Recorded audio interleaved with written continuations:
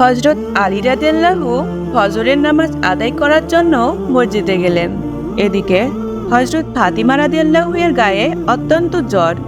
এই অসুস্থ অবস্থায় হযরত ফাতিমা রাদিয়াল্লাহু ঘরের সমস্ত কাজ শেষ করেছেন। হযরত আলী রাদিয়াল্লাহু মসজিদ থেকে এসে দেখলেন হযরত ফাতিমা রাদিয়াল্লাহু কান্না করছেন। তখন হযরত আলী রাদিয়াল্লাহু স্ত্রী ফাতিমা রাদিয়াল্লাহু এর কাছে জানতে চাইলেন, হে নবীজি সাল্লাল্লাহু আলাইহি ওয়াসাল্লামের কলিজা, কি হয়েছে? তুমি কেন কান্না করছো? হযরত ফাতিমা রাদিয়াল্লাহু কোনো জবাব দিলেন না। তিনি আরো বেশি কান্না করতে লাগলেন। হযরত আলী রাদিয়াল্লাহু কয়েকবার জিজ্ঞাসা করার পরে হযরত ফাতিমা রাদিয়াল্লাহু কান্না করতে করতে ভারাক্রান্ত স্বরে বললেন, হে আমার প্রিয় স্বামী, আমি স্বপ্নে দেখলাম আমার প্রিয় আব্বাজান আমার ঘরে এসে কি যেন খুঁজছেন। ঘর থেকে বের হওয়ার সময় আমি তাকে পেছন দিক থেকে ডাক দিলাম, ও আমার প্রিয় আব্বাজান, আপনি আমার ঘরে কি খুঁজছেন? তখন আমার আব্বাজান বললেন, ও আমার ফাতিমা, আমি তো তোমাকেই খুঁজছিলাম। আরো বললেন, ও আমার ফাতিমা, আজকে তো তুমি রোজা রাখবে, তুমি সেহরি করবে আলীর দস্তরখানায় আর ইফতার করবে আমার দস্তরখানায়। হযরত আলী রাদিয়াল্লাহু এই সব কথা শোনার পরে বুঝতে আর বাকি থাকলো না যে ফাতিমা রাদিয়াল্লাহু আজকেই ইন্তেকাল করবে। এইবার হযরত আলী রাদিয়াল্লাহু ও ফাতিমা রাদিয়াল্লাহু উভয়েই অজরে কাঁদতে শুরু করলো। এমন সময় হযরত হাসান রাদিয়াল্লাহু এবং হুসাইন রাদিয়াল্লাহু এসে দেখলেন তাদের আম্মাজান এবং আব্বাজান দুজনেই কান্না করছেন। তখন তারা জিজ্ঞাসা করতে লাগলেন, ও আমার আব্বাজান, ও আমার আম্মাজান, আপনারা কেন কান্না করছেন? ফাতিমা রাদিয়াল্লাহু এর একটা অভ্যাস ছিল, যে কোনো কষ্টে বিপদে বা কোনো সময় যদি হযরত হাসান এবং হুসাইন রাদিয়াল্লাহু তাকে এসে বিরক্ত করত, তখন তিনি হযরত হাসান এবং হুসাইনকে তাদের নানাজানের কবরের কাছে পাঠিয়ে দিতেন। তেমনি আজকেও তিনি বললেন, তোমরা তোমাদের নানাজানের কবরের কাছে যাও। নবীজি সাল্লাল্লাহু আলাইহি ওয়াসাল্লামের কবরের কাছে যাওয়ার সাথে সাথে কবরের ভিতর থেকে আওয়াজ আসলো, ও আমার আদরের নাতিরা, এই মুহূর্তে তোমরা আমার কাছে কেন এসেছো? ও আমার আদরের নাতিরা, তোমরা তো আমার কাছে সবসময়ই আসতে পারবে। এখন এখান থেকে বাড়িতে যাও, গিয়ে তোমাদের মায়ের চেহারা থেকে তাকিয়ে থাকো। আজকের পর তোমরা তোমাদের আম্মাজানকে আর দেখতে পাবে না। হযরত ফাতিমা রাদিয়াল্লাহু এর শরীর আরো খারাপ হলো। তিনি কষ্ট করে দেয়ালে হেলান দিলেন। তখন হযরত হাসান রাদিয়াল্লাহু এবং হুসাইন রাদিয়াল্লাহু দৌড়াতে দৌড়াতে বাড়িতে আসলেন। এসে হযরত ফাতিমা রাদিয়াল্লাহু ও হযরত আলী রাদিয়াল্লাহুকে বললেন, আপনারা কেন কান্না করছেন? আমরা বুঝতে পেরেছি, নানাজান আমাদেরকে বলে দিয়েছে যে আজকের পর আমরা আর আম্মাজানকে দেখতে পাবো না। আমাদেরকে আম্মাজানের চেহারার দিকে তাকিয়ে থাকতে বলেছেন। এদিকে হযরত ফাতিমা রাদিয়াল্লাহু এর অবস্থা আরো খারাপ হলে তাকে বিছানায় শোয়ানো হলো। মৃত্যুসজ্জায় মা ফাতিমা তার প্রিয় স্বামী হযরত আলী রাদিয়াল্লাহুকে 3টি কথা বললেন। প্রথম কথাটি হলো, হে আমার প্রিয় স্বামী, যেদিন থেকে আমি আপনার ঘরে এসেছি ওই দিন থেকে আজ পর্যন্ত আমি আপনাকে অনেক কষ্ট দিয়েছি। হে আমার স্বামী, আপনি যদি আমায় ক্ষমা না করেন তাহলে কিয়ামতের দিন আমার জন্য আমার আব্বাজান অনেক লজ্জিত হবে, তাই আপনি আমাকে ক্ষমা করে দিন। তখন হযরত আলী রাদিয়াল্লাহু বললেন, হে আমার প্রিয় স্ত্রী ফাতিমা, তুমি এসব কি বলছো? উল্টে আমি তো তোমার যোগ্য ছিলাম না। তোমার আব্বাজান নবীজি সাল্লাল্লাহু আলাইহি ওয়াসাল্লাম মেহেরবানি করে তোমার সাথে আমার বিবাহ দিয়েছেন। বিবাহের দিন থেকে আজ পর্যন্ত আমি তোমাকে ঠিকভাবে খাবার দিতে পারিনি, তাই তুমি আমাকে ক্ষমা করো।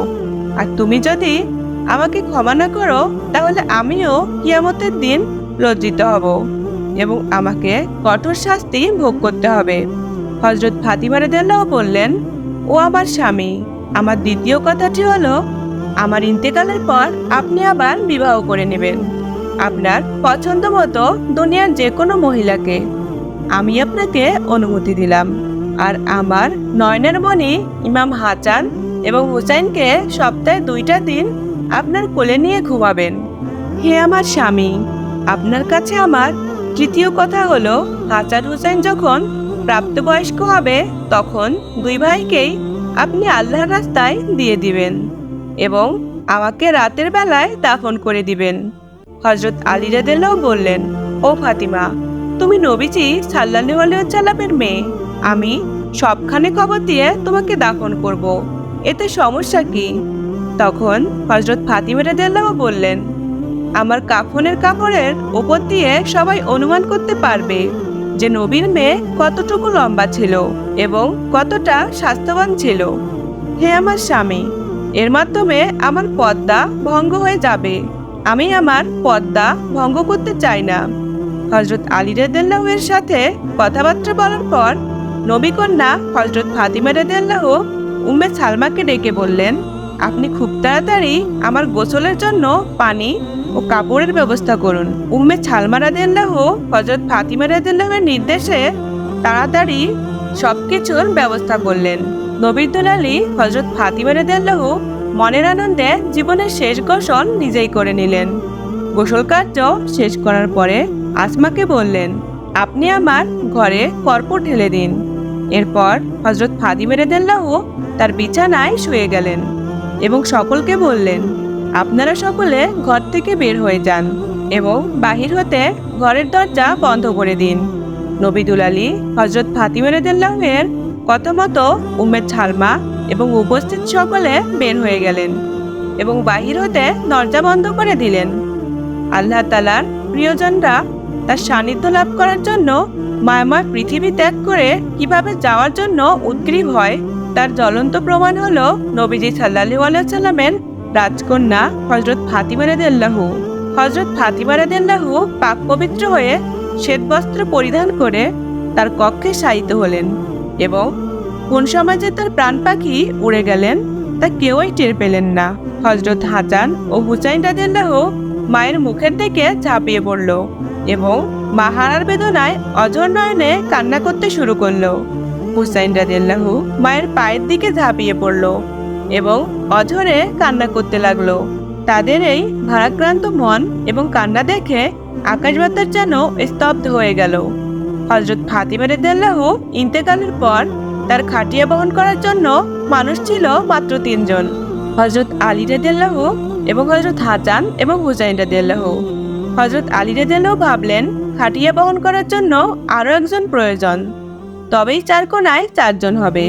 এমন সময় হযরত আবু যর গিফারি সেখানে উপস্থিত হলেন এবং খাটের এক কোণা বহন করলেন।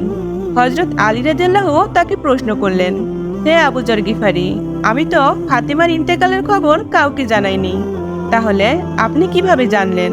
তখন হযরত আবু যর গিফারি রাদিয়াল্লাহু বললেন, আল্লাহর রাসূল সাল্লাল্লাহু আলাইহি সাল্লামকে আমি স্বপ্নে দেখলাম।